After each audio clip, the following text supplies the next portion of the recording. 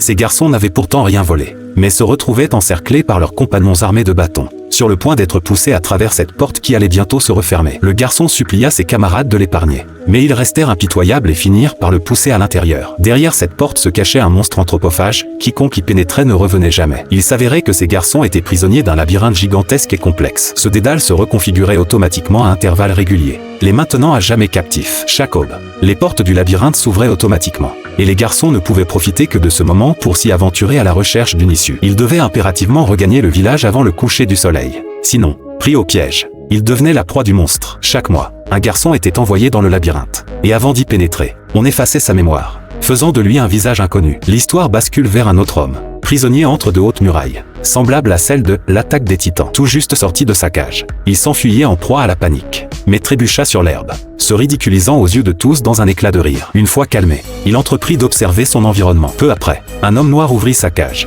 se présentant comme le chef des lieux et l'emmena visiter le village. Le chef l'avertit qu'il n'y avait aucun endroit interdit au village, excepté ce qui se trouvait derrière la grande porte. Cette mise en garde attisa complètement la curiosité de l'homme, qui brûlait de découvrir ce mystère. Alors qu'il s'apprêtait à s'approcher de la porte, un compagnon accourut pour l'en empêcher. Soudain, 2 coureurs revinrent en courant de derrière la porte. Les coureurs étaient des spécialistes chargés d'explorer l'intérieur du labyrinthe et de chercher une sortie. Cela rendit l'homme encore plus perplexe,